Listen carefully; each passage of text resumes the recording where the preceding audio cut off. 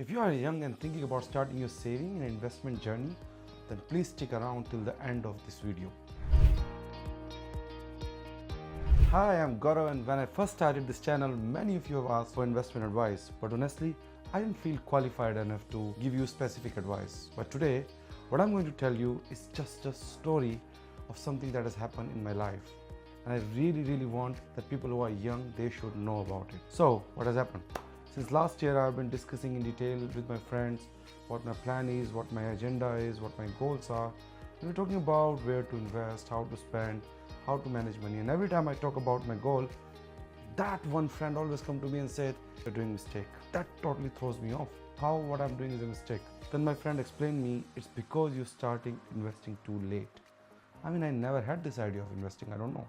And just to make it worse, he showed me how much more money I could have made if I would have started investing early, 5 years early, 10 years early. And that literally blew my mind away.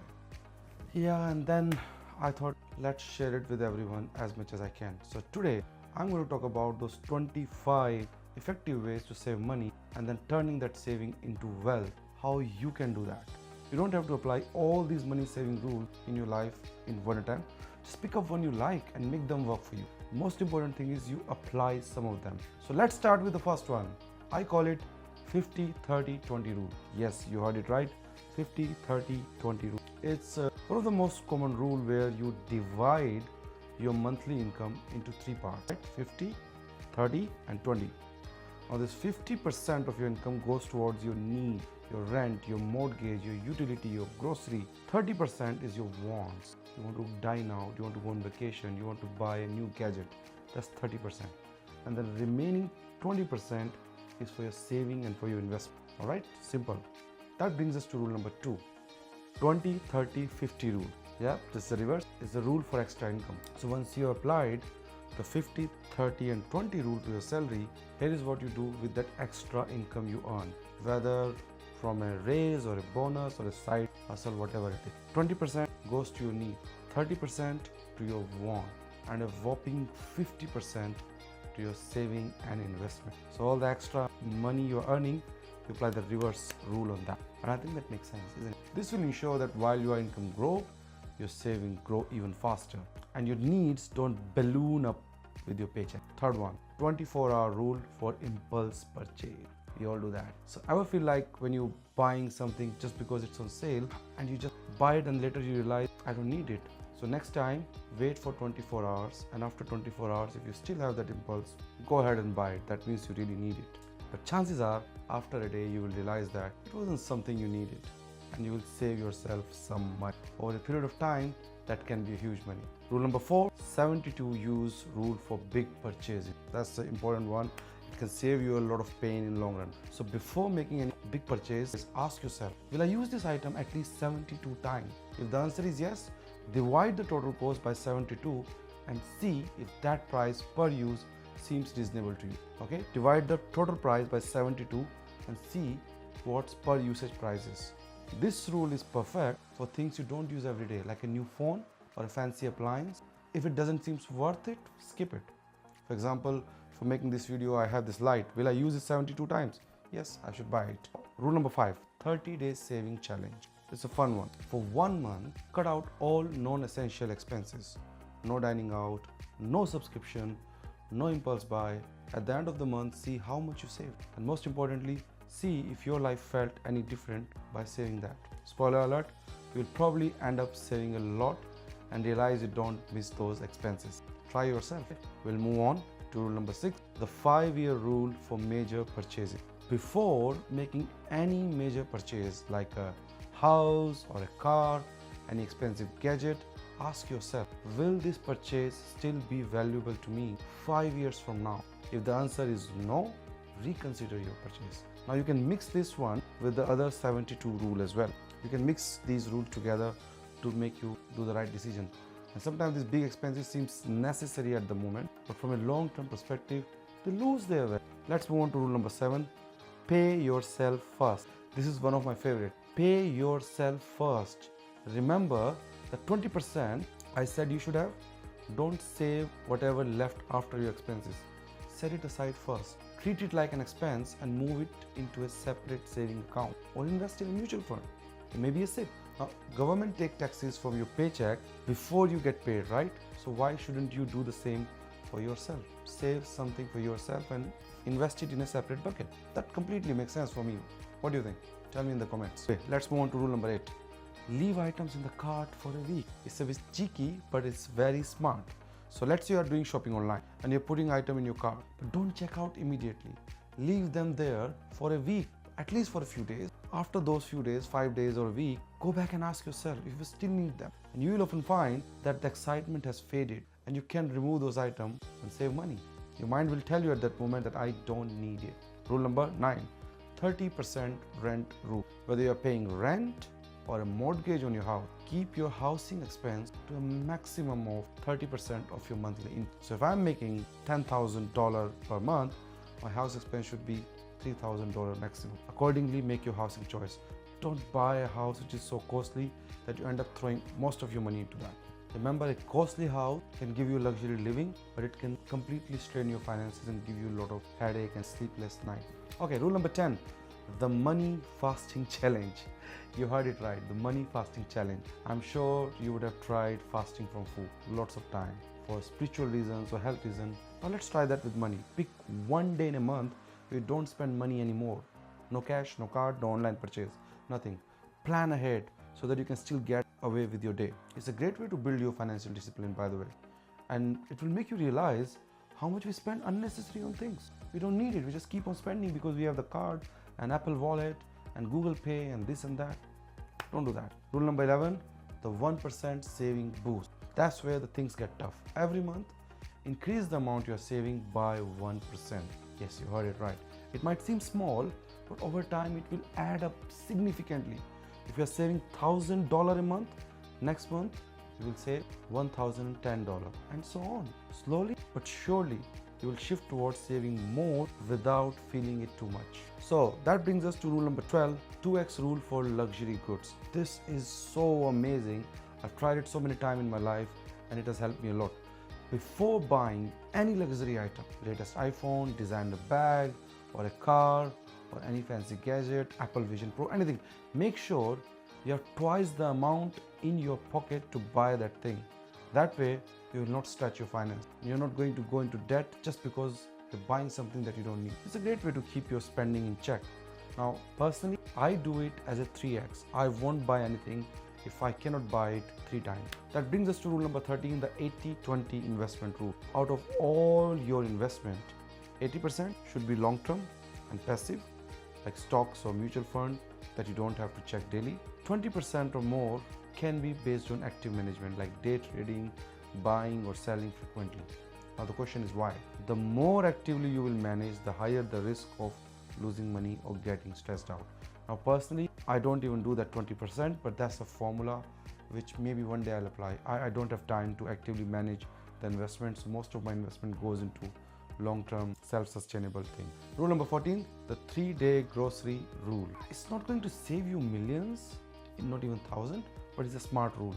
When you buy grocery, especially perishable items like fruits and vegetables, shop for only 3 days at a time. Why? Because when we buy more than that, a week's worth of grocery, it's a tendency that we end up buying too much.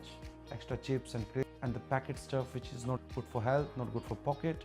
So you better focus on what you really need and reduce the wastage, save money, smart rule.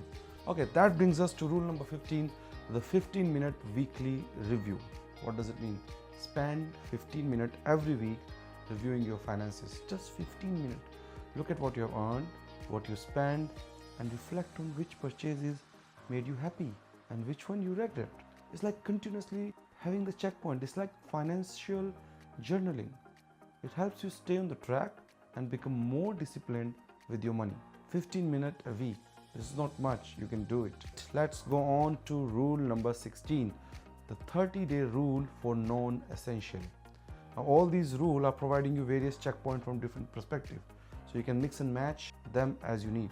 So, rule number 16, before buying anything non-essential, wait for 30 days. You remember, just like we added the item in the cart for 7 days, something similar. If after 30 days you still need, it's a good idea, then go ahead, buy it. Who is stopping you? But most of the time you realize it was just a temporary impulse. I've tried it myself. I wanted to buy a bike. I thought I'll wait for 30 days and see. After 30 days, I never missed it, so I thought I don't need it. Alright, rule number 17, the 1% expense cut rule. Remember I was telling you to increase your saving by 1%? Same way, every month, try to reduce your spending by 1%.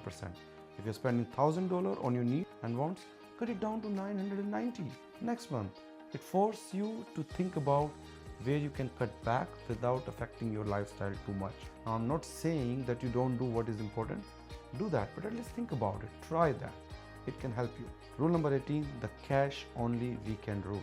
Earlier I was talking about doing the money fasting. It's a digital money fasting, cash only weekend rule. How does it work? Try using only cash for one weekend, Friday, Saturday and Sunday. I'm not going to spend through my digital means, because in today's digital world it's easy to swipe a card, tap for a digital payment and you don't realize how much you're spending. But when you physically hand over the cash, it feels more real. You will be mindful of your spending a lot. Okay, so let's go to rule number 19, 52-week saving challenge. We are making it tough. The game is going up. Every week of the year, save an amount that corresponds to the week number. It's really fun, yeah? Week 1, save $1.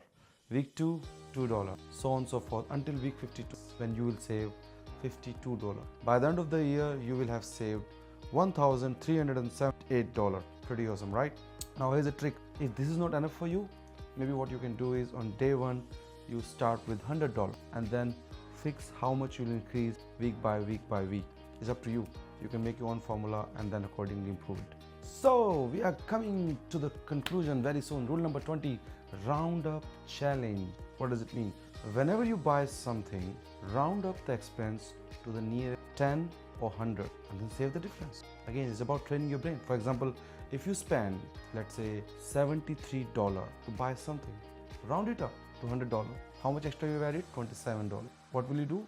There are lots of apps. They will help you automate this and invest somewhere, or you can do it manually as well. So on this one, I have got a personal trick. What I do, every time I'll eat something unhealthy or junk, I will save the amount equivalent to 5 times of the cost of that unhealthy or junk food into my trading account, and then I invest it somewhere. It's not much, but it's trained my brain that on one side I need to take care of my health, on the other side I create an opportunity to invest. You can make your own opportunities like that as well. Okay, now rule number 21, 50% windfall rule. Whenever you receive a windfall, whether it's a gift or a bonus, freelance income, or some sudden surprise from somewhere, spend 50% guilt-free if you want to, but save other 50%. This way you get to enjoy your extra money, but you also got to build your saving, and that's what matters, isn't it? Rule number 22, 50% overtime rule. Similar to the windfall rule, whenever you receive overtime pay, extra income from a side gig, save 50% of it. Now I've told you earlier something similar, which is the reverse of 50-30-20 for extra income. You can mix and match this one with that. Now what will happen, this will help you ensure that your extra earnings will not disappear. They will go into saving your future, giving some benefit to you in some way. Rule number 23, 20% freelancer rule. I've been a freelancer for a very long time. I still do a lot of freelancing work, and freelancers often struggle with inconsistent income, ups and downs, highs and lows. So there's a rule, whenever you receive any income, immediately save 20%. It's like creating a financial buffer for those days, those unpredictable days, when you will be out of the work. You don't need to then ask for help from anyone. Okay, rule number 24, 50, 25, 25 rule for wants.